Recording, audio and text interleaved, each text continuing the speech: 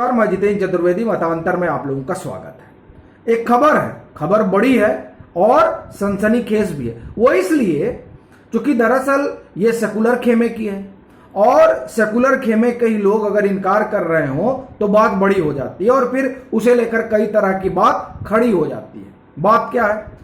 पश्चिम बंगाल सरकार अहमद सेन को कोई पुरस्कार देना चाहती थी, सो उन्होंने लेने से मना कर दिया। अब इसे लेकर दो बातें चलने लगी। पहली तो ये कि नहीं, जब ये सब बातचीत हो रही थी और फाइनल हो गया था तब इन्होंने कह दिया था कि नहीं, हमको पुरस्कार वगैरह नहीं चाहिए।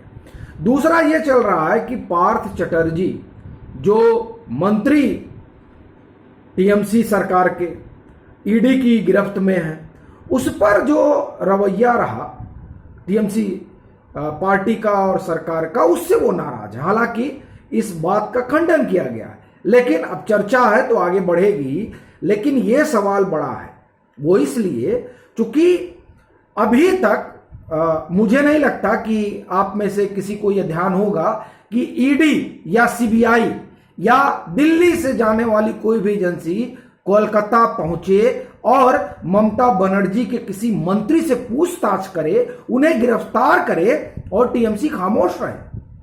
आपको ध्यान होगा शारदा घोटाले वाले मामले में राजीव कुमार जो उस समय वहां तैनात थे कलकत्ता में, उन जो एसआईटी बनाई गई थी शारदा घोटाले की जांच के लिए, उस जांच में वो थे और उनके पास कुछ अहम सुराग थे, ऐसा सीबीआई को लगा था।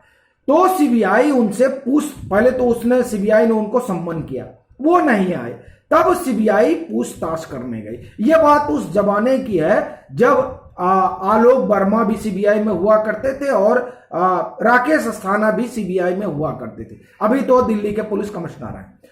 आपको ध्यान होगा कि जब सीबीआई उनसे पूछताछ करने के लिए पहुंची तो एक आईपीएस अधिकारी के लिए ममता बनर्जी धरने पर बैठे।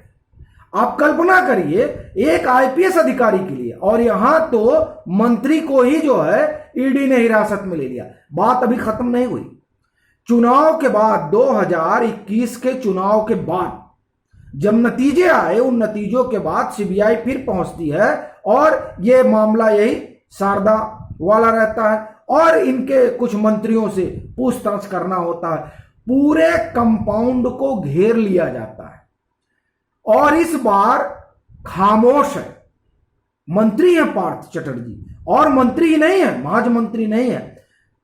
कहा जाता है कि जब टीएमसी बनी तो इन्होंने कारपोरेट सेक्टर छोड़कर ये ममता दीदी के साथ जुड़ गए। बड़े पुराने सहयोगी हैं, राजदार हैं, और वो फोन करते हैं। आप सुनिए, ईडी पहुंचती है, वो ममता दीदी को फोन करते हैं।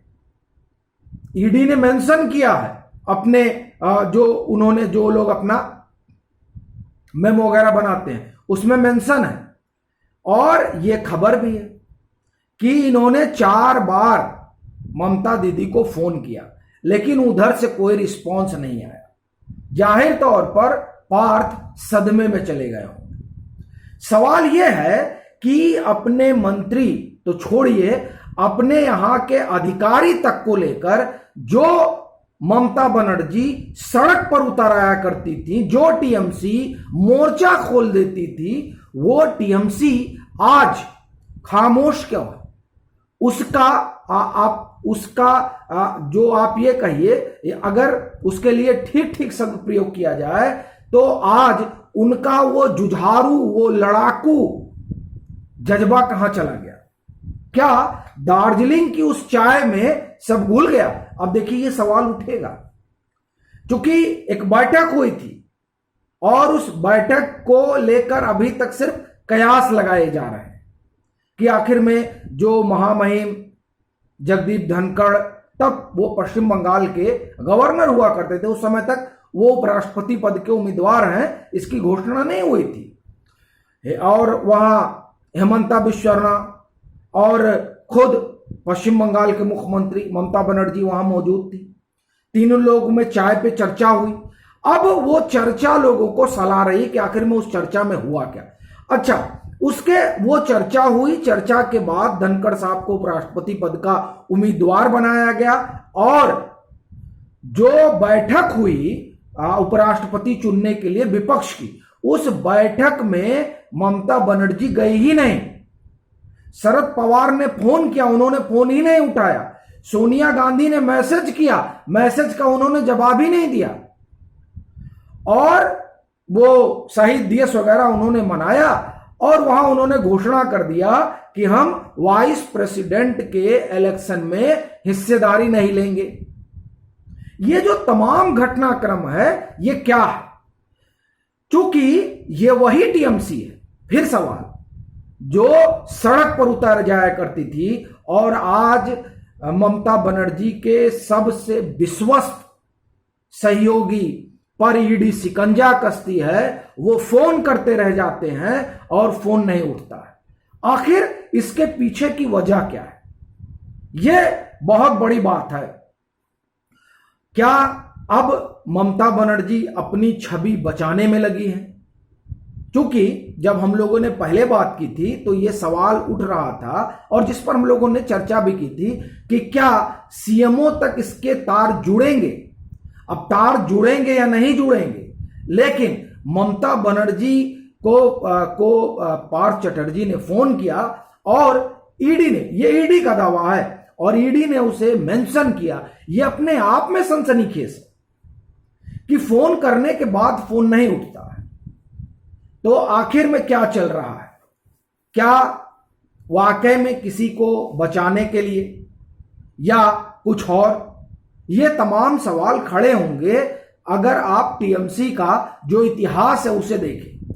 यह अलग बात है कि संभवतः 21 तारीख को या 22 तारीख को जो कोलकाता में इन्होंने मनाया और उसमें जिस तरह से वो हमलावर रही भाजपा पर और उन्होंने सीधे कहा कि 2024 का चुनाव रिजेक्शन का होगा, ना कि सिलेक्शन का। उन्होंने कहा रिजेक्शन का होगा। इस तमाम हमलावर तेवर के बाद ईडी जाती है और मंत्री को पकड़ लेती है और टीएमसी खामोश रहती है। कुछ तो है जो अंदर पक रहा है। वो क्या है?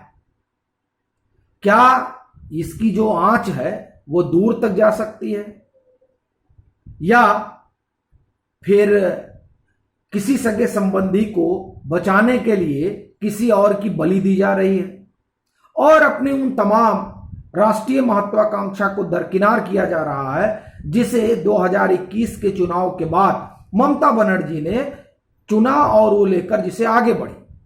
क्योंकि 2021 2 मई रिजल्ट आया और रिजल्ट आने के बाद कॉन्स्टिट्यूशन क्लब में तमाम विपक्ष के दिग्गज नेताओं को ममता दीदी ने संबोधित किया था कोलकाता से।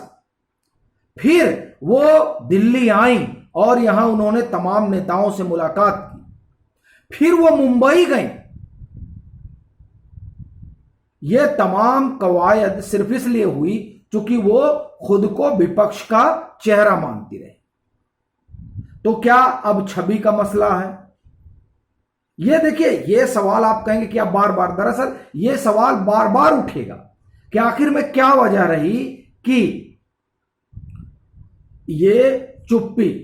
और फिर ये जो विपक्ष आरोप लगा रहा है, जिस विपक्ष के साथ खड़े होकर उन्होंने भाजपा पर निशाना साधा, वो आज सवाल पूछ रहा है कि क्या भाजपा के साथ कोई गठजोड़ हो गया है टीएमसी का। हालांकि यह मान पाना बड़ा मुश्किल है क्योंकि पश्चिम बंगाल के कार्यकर्ताओं ने वो सहा है जो संभवतः केरल के ही भाजपा और आरएसएस के कार्यकर्ताओं ने देखा, सुना और सहा होगा। उसके इतर इस तरह की परिस्थितियां नहीं रही। तो ऐसी स्थिति में कुछ हो जाना या इनकी किसी बात पे भाजपा का तैयार हो जाना मानना जो है बड़ा मुश्किल है। पर सवाल फिर वही है कि आखिर में ऐसा हुआ क्या? क्योंकि ये जो ममता बनर्जी और टीएमसी के तेवर में बदलाव दिखाई दे रहा है, ये बदलाव तो संकेत दे रहा है। अब उस संकेत को डिकोड करना है। आप इसे किस तरीके से देखते हैं जरूर साझा कीजिए। अभी के लिए फिलहाल इतना ही। अगर आप मतांतर से नहीं जुड़े हैं तो जुड़िए, वीडियो को लाइक कीजिए, शेयर कीजिए और अपने सुझाव जरूर साझा कीजिए।